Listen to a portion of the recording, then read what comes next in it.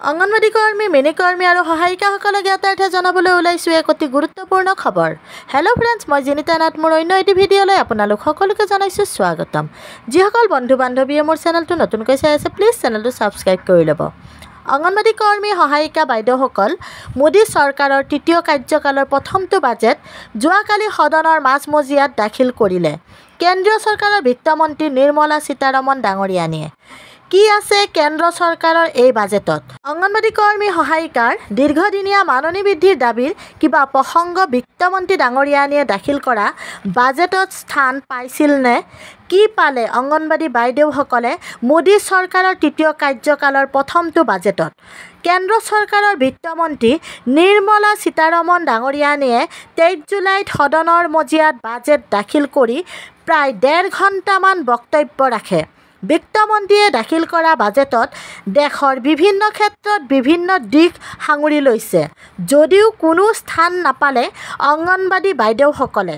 দীৰ্ঘদিন ধৰি অঙ্গনবাড়ী বাইদেউসকলে গোটেই দেশজুৰি কৰ্মৰ বিনিময়ত উপযুক্ত মাননি আদায় পোৱাৰ দাবীত বিভিন্ন ধৰণৰ আন্দোলনৰ কাৰ্যসূচী হাতত লৈছিল আৰু এটা সময়ত অঙ্গনবাড়ী কৰ্মী, সহায়িকা সংগঠনৰ নেতৃত্বই কেন্দ্ৰীয় বিত্তমন্ত্ৰী নিৰ্মলা সীতাৰমণ ডাঙৰীয়ানীৰ সৈতে সাক্ষাৎ কৰি অঙ্গনবাড়ী বাইদেউসকলৰ মাননি বৃদ্ধিৰ দাবীৰ বিষয়ে জনাইছিল। গোটেই ভাৰতবৰ্ষৰ অঙ্গনবাড়ী বাইদেউসকলে যোৱাকালি কেন্দ্ৰ চৰকাৰৰ বিত্তমন্ত্ৰীয়ে দাখিল কৰা বাজেট আশাৰে চাই আছিল। কিন্তু মোদী চৰকাৰৰ তৃতীয় কাৰ্যকালৰ প্ৰথমটো বাজেটত কোনো স্থান নাই অঙ্গনবাড়ীৰ। দেশৰ বাজেটখন হৈছে প্ৰতিটো শ্ৰেণীৰ ব্যক্তিৰ, দেশৰ ৰাইজৰ আশা আকাংক্ষাৰ প্ৰতিফলন। কিন্তু যোৱাকালি নৰেন্দ্ৰ মোদী ডাঙৰীয়াৰ তৃতীয় কাৰ্যকালৰ প্ৰথমটো বাজেটত আমি সকলোৱে দেখিলোঁ যে যি সময়ত গোটেই দেশৰ অঙ্গনবাড়ী বাইদেউসকলে কৰ্মৰ বিনিময়ত উপযুক্ত মাননি বিচাৰি হাহাকাৰ কৰি আছে, অঙ্গনবাড়ী আঁচনিত কৰ্মৰত মহিলাসকলে ঘৰ এৰি নিজৰ প্ৰাপ্য আদায়ৰ বাবে ৰাজপথত নামি আন্দোলন কৰিব লগা হৈছে।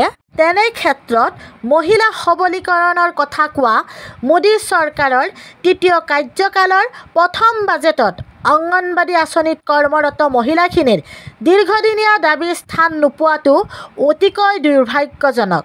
অঙ্গনবাড়ী বাইদেউসকল কেন্দ্ৰীয় চৰকাৰৰ দ্বাৰাই পৰিচালিত ICDS আঁচনিখনৰ বাজেট বৃদ্ধি হ'ব বুলি আমি আশা কৰিছিলোঁ। কিন্তু যোৱাকালি কেন্দ্ৰীয় বাজেটত মাননি বৃদ্ধিৰ কোনো উল্লেখ নকৰিলে।